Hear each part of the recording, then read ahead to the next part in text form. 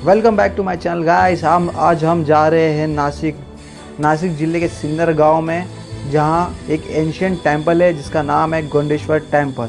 ये महादेव को समर्पित है। उससे पहले आप ये नेचर के नज़ारे को देखिए। नासिक रोड जाते वक्त मुझे जो देखने मिला ये है ऑसम। बारिश के बाद क्या ग्रीनरी है बनी है, और ज़बरदस्त। भगवान ने बहुत ज़बरदस्त बनाया इस प्रकृति को। अभी हम पहुँचे नासिक रोड। यहाँ से हम जाने वाले हैं सिन्नर गांव के लिए। ये टेम्पो वाले भैया मुझे मिले जो मुझे मानगांव तक छोड़ेंगे। इन्होंने मुझे मानगांव छोड़ा और इसके बाद मुझे मिले बाइक वाले भैया जो मुझे सिन्नर गांव तक छोड़ेंगे। गाइस, अभी मैं एक सिन्नर गांव में आया हूँ। ये सिन्नर गांव है।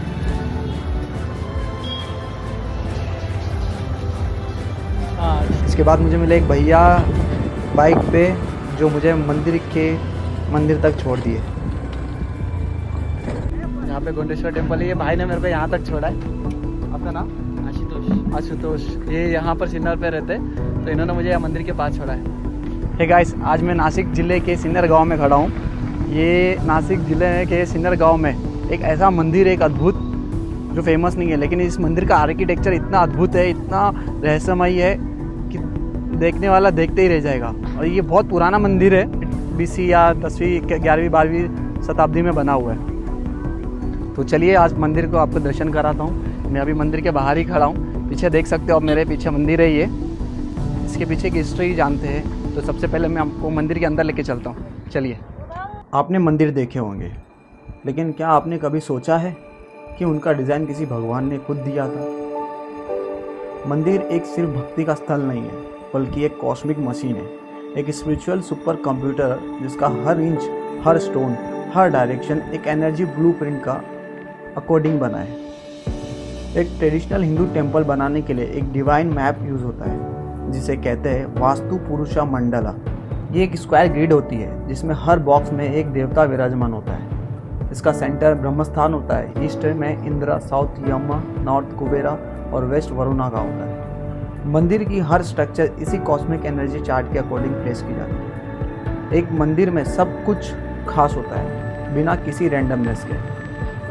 अभी हम जिस टेंपल में खड़े हैं उस टेंपल का नाम है गोंडेश्वर टेंपल। ये 11th-12th सेंचुरी CE में बना था।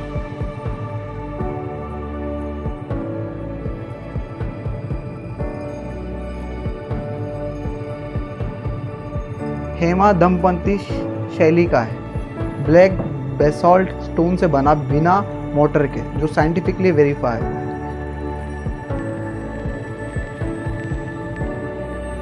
ये पुरातत्व और ASI रिकॉर्ड से कंफर्म है। ये पार्ट सच है। मंदिर के मुख्य गर्भगृह के चारों कॉर्नर पर छोटे श्राइन्स हैं जो विष्णु, गणेशा, सूर्य और माँ पार्वती या दुर्गा को समर्पित है। ये पंचायतन स्टाइल का टिपिकल डिज़ाइन है जो यादव कालीन मंदिरों में कॉमन था। ये फैक्चुअली एक्यूरेट है, कोई मिथ नहीं है।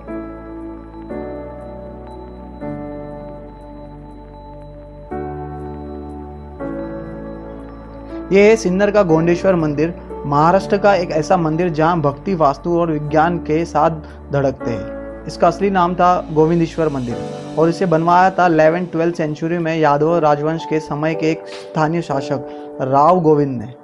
जब देवगिरी, आज का दौलताबाद में, सेवना यादव राजवंश अपने शिखर पर था, तब सिन्नर उनका एक प्रमुख क्षेत्र था। राव गोविंदा, जो उनका सामंत था, ने शिव के गोविंदेश्वर रूप को समर्पित करके ये मंदिर बनवाया। समय के साथ गोविंदेश्वर शब्द लोगों की बोली में बदलकर गोंडेश्वर बन गया। ये मंदिर बना है हेमा दंपति शैली में, काले बेसाल पत्थरों से, बिना सीमेंट के, सिर्फ इंटरलॉकिंग प्रिसीशन से। और इसका डिज़ाइन है पंचायतन स्टाइल। मध्य में भगवान शिव का मंदिर और चारों दिशाओं में छोटे छोटे मंदिर, विष्णु भगवान, सूर्य भगवान, गणेशा और माँ दुर्गा जी के।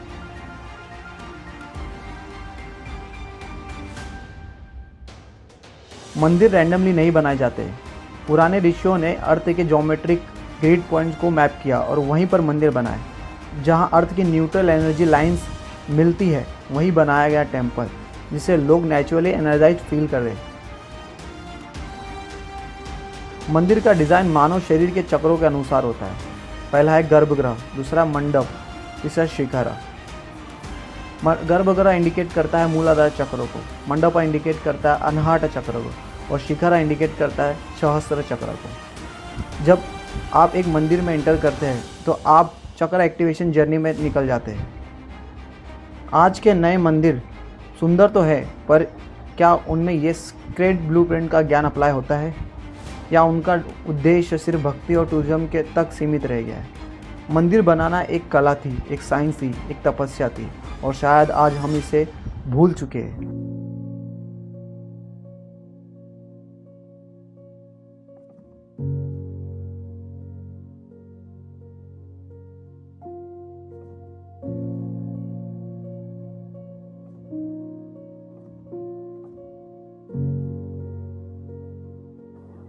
गोंडेश्वर मंदिर के दीवारों पर बना आर्किटेक्चर डिज़ाइन इतना अद्भुत और इतना रहस्यमयी है, जैसे इसमें किसी ने हमारे आने वाले भविष्य के बारे में बताया है। इस मंदिर के बॉटम से लेकर टॉप तक हर पार्ट में एक डिज़ाइन बनाया गया है। इस मंदिर के नीचे वाले पार्ट में हाथियों का कुछ डिज़ाइन है जो आपको ये सामने दिख रहा है। ये अब टूट चुके हैं।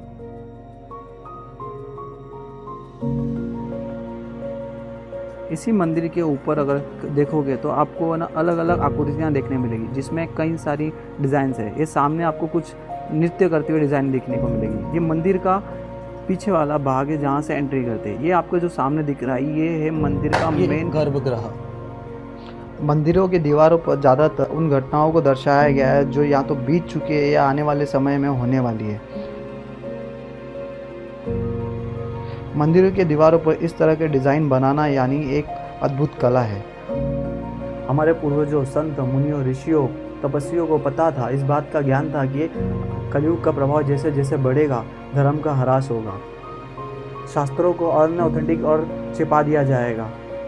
मंदिर पे बनाए गए इस कलाकृतियों के द्वारा ही आने वाले जनरेशन को हमारे इतिहास का प्रमाण मिलेगा। इसी मंदिर के अगर आप थोड़ा सा नज़दीक जाओगे तो आपको ये ऐसे अद्भुत जल द्वार मिलेगा जहाँ से शिवलिंग पर अभिषेक करने के बाद जल बाहर निकलता है। इसका आकृति कुछ अद्भुत है।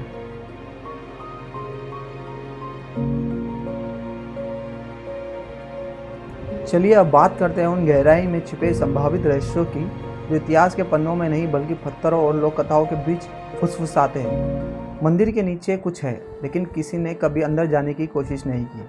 कई स्थानीय बुजुर्गों और पुरातत्व कर्मियों ने बताया है कि मंदिर के पश्चिमी भाग नंदी मंडप के पीछे जमीन में एक पत्थर की स्लैब जैसी संरचना है जो किसी सीढ़ीनुमा मार्ग या भूमिगत कक्ष का संकेत देती है। एएसआई ने इसकी जांच की पर खुदाई पूरी नहीं की गई क्योंकि वह स्ट्रक्चरल रिस्क जोन में आता है। लोक कथा कहती है कि एक गुप्त मार्ग है जो कभी त्रिमुकेश्वर या दौलताबाद फोर्ट तक जाता था। ऐसे गुप्त सुरंगें यादव काल के कई किलों में सचमुच मौजूद रही है। वास्तविक चैम्बर हो सकता है जहां शिल्पियों ने अभिषेक, जल निकासी या गुप्त अनुष्ठानों के लिए बनाया गया मार्ग छिपाया हो। अगर यह मार्ग कभी खोला गया तो वहां कुछ शिलालेख या मूर्तियां मिल सकती है जो निर्माण काल पर रोशनी डाले। क्यों रोशनी शिवलिंग तक नहीं पहुंचती? गर्भगृह का डिजाइन ऐसा है कि कोई सूर्य किरण सीधा शिवलिंग पर नहीं पड़ता, परंतु हर श्रावण मास के तीसरे सोमवार को सुबह लगभग 6:45 पर दीवार की एक सूक्ष्म दरार से एक पतली किरण सीधे शिवलिंग के चरणों में पड़ती है। यह कोई साधारण संयोग नहीं है, बल्कि यह सूर्य रेखा का खगोलीय संरेखण, सोलर अलाइनमेंट है। यह दर्शाता है कि शिल्पकारों को एस्ट्रोनॉमी, खगोल शास्त्र की गहरी समझ थी। शायद यह दिन मंदिर की स्थापना तिथि या राजा का जन्म दिवस दर्शाता है। आज तक किसी ने यह गणना पूरी तरह से नहीं निकाली। यह अब भी एक खगोलीय रहस्य है। मेन गर्भगृह के बाहर एक मंडप है जिसके स्तंभों पर, दीवारों पर और दरवाजों पर अनगिनत कलाकृतियां की गई है।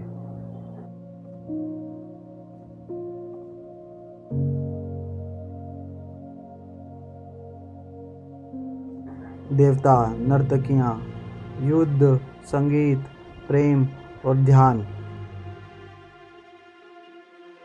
ये है जो हमारे इतिहास का प्रमाण देता है।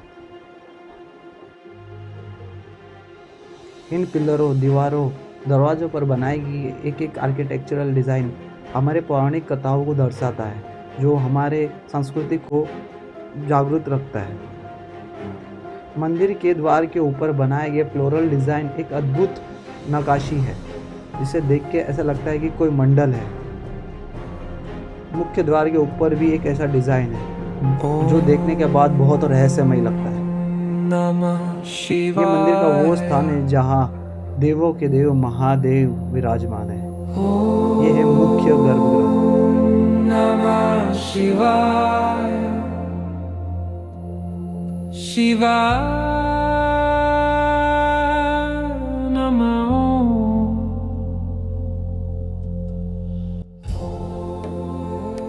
इसी गर्भगृह के एकदम सामने स्थित है नंदी महाराज, जो उनके सेवक है। क्या मंदिर के पास पुराने अभिलेख कभी थे जिन्हें जानबूझकर हटाया गया? 19वीं सदी के जब ब्रिटिश पुरातत्व विभाग ने इस क्षेत्र का सर्वे किया तो रिपोर्ट में लिखा गया था traces of inscriptions now intentionally effaced, यानी कुछ लेख मिटाए गए प्रतीत होते हैं। इस मंदिर की बहुत रहस्यमय ही कहानियाँ हैं। ये वही जानते हैं जो मंदिर को बनवाया है। गोंडेश्वर टेम्पल अन्य मंदिरों की तरह फेमस नहीं है, लेकिन यहाँ पर आपको ज़रूर विज़िट करना चाहिए, क्योंकि यहाँ की आर्किटेक्चर, इस मंदिर का डिज़ाइन, हर एक कोने कोने में आपको एक अलग अनुभूति, अलग एक्सपीरियंस मिलेगा। इस मंदिर तक पहुँचने का पूरा डिटेल आइटिनरी मैंने डिस्क्रिप्शन में डाला हुआ है। तो अगर ये वीडियो आपको अच्छी लगे तो इसे लाइक, शेयर एंड सब्सक्राइब ज़रूर कीजिए। तो गाइस यार, मेरे दोस्त लोग यहाँ पे नासिक में मिले। सांगा इंट्रोडक्शन दे दादा। नाव काय तुझं? आशिष पाटील. आणखी तुझं? शिवम गणेश वादन. हाँ परत प्रवीण जी ने. ये सब हमें नासिक में मिले, सिन्नर में. वही लोग भी मंदिर ही घूमने आए थे, गोंडेश्वर. ये देखो, ये मंदिर पीछे है मेरे. हमने पूरा विजिट घूम लिया है. अभी हम यहाँ से जाने वाले हैं कहाँ? नासिक ना, सब अपने अपने घर पे. और मैं भी निकलने वाले हूँ थोड़ी देर में. पहले खाना खाएंगे, फिर जाएंगे, पूरा मार्केट दिखाएंगे आपको. चलिए.